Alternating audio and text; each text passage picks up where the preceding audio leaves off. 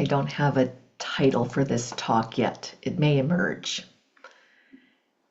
Yesterday, we went to the Santa Barbara Zoo, and it's on 30 acres of rolling hills near the ocean in Santa Barbara.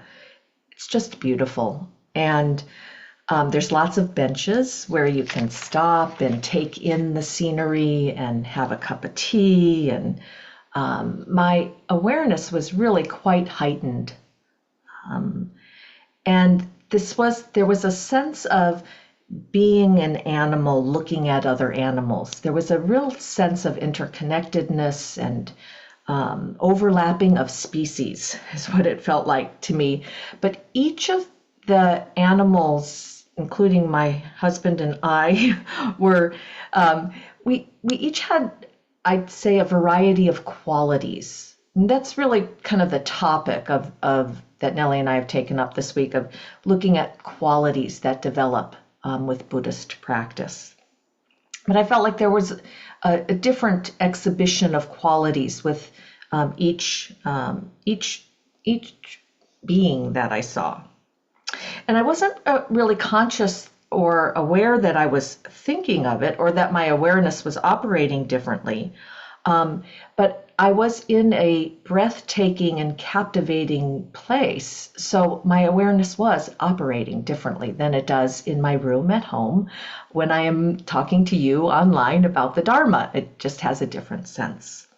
So awareness, or sati, is on the top of the qualities on Buddhist lists. So it is something that we are developing, and we want to develop all the time.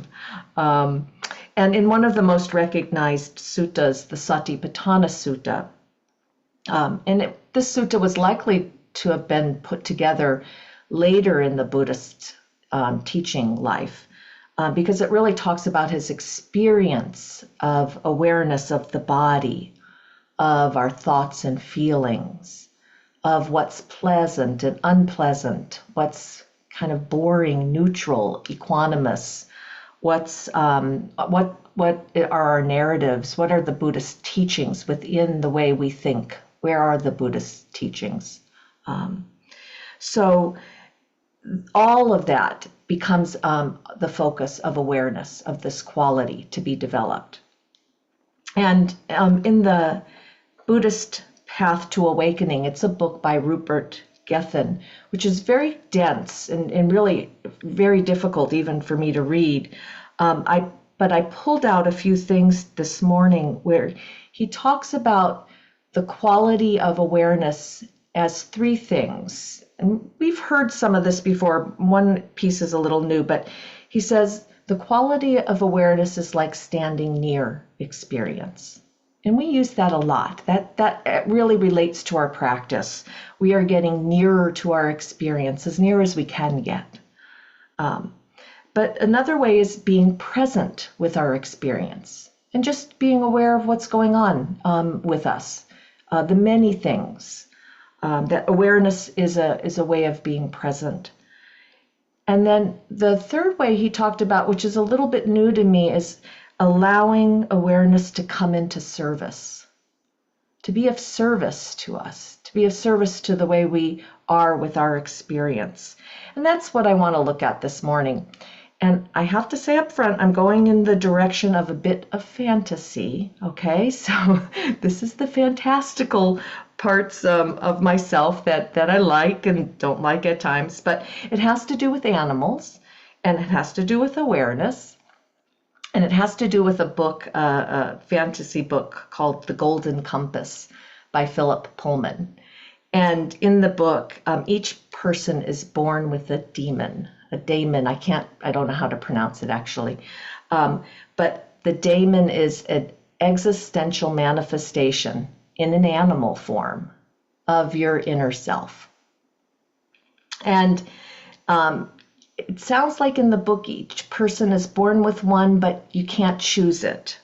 And you don't get to pick yours. So I was thinking about awareness, and being born with awareness is like coming into service and being born with a service dog.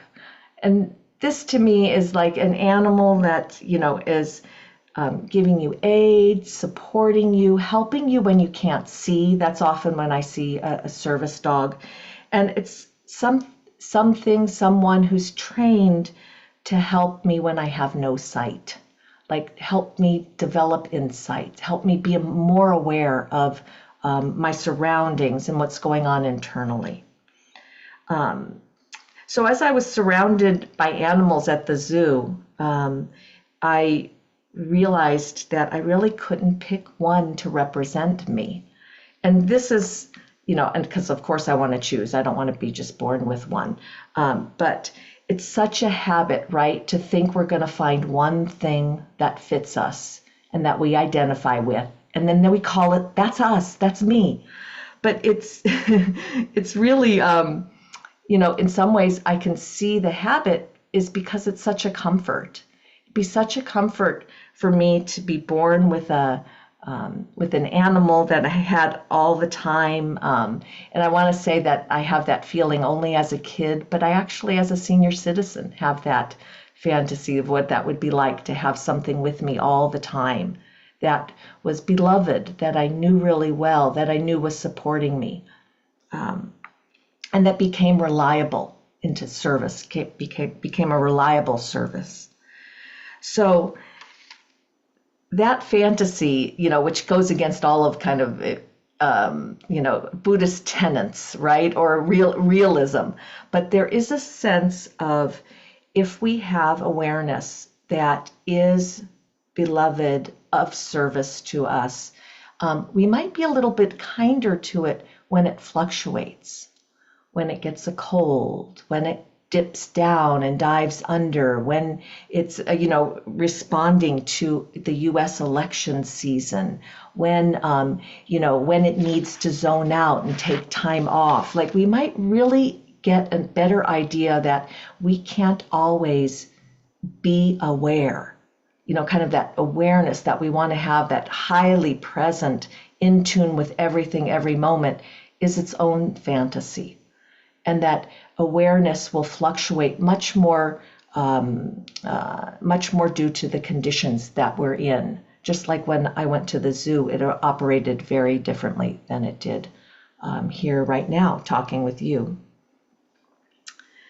So this is a little segue, but we sent our book, which we consider to be about conditionality, is often the main teaching that we talk about in reflective meditation, developing kindness and curiosity in the Buddhist company. We sent a copy of the book to John Peacock, who's one of the scholars that we've been studying from early Buddhism. And he got back to us, which was really nice. Oh, sorry, that's my ringer. He got back to us, and this was his take on our book. He said, it's really good to hear you're trying to turn the teachings into actual practices. And in the Pali Canon, we have a paucity. I have to look the word up. I like it. Paucity. A paucity, which means plethora or something, of information about the practices that go with certain teachings. And I see your practice as being the Satipatthana Sutta, and that's as good as it gets. And I thought that was interesting that he saw from what we wrote that we really are focusing on all the four foundations: the body, the mind, the contents of the mind, the Buddhist teachings. And he goes on to say, I think any form of reflective meditation should help us delve deeper into the actual experience of meditation, or indeed any ordinary experience, because experience is often viewed from a superficial perspective, and we need more ways to go deeper, to not ignore the richness of experience just because it isn't easily accessible. So, of course, that made Nelly and I very happy. We're really excited to have him actually validate the practice and see what we were seeing with it. So I'm going to end with Nelly's words this morning. And this is from her Unconventional Glossary of Buddhist Qualities. So there you go. It's at the end of the book. But she lists out all of the qualities that we've kind of been talking about. And it's not a complete list. And she says, this quality is zoo. So it does tie into the talk. Zoo. At times, our inner world seems like a zoo. Learn to love these wild animals. Okay, I'll end here.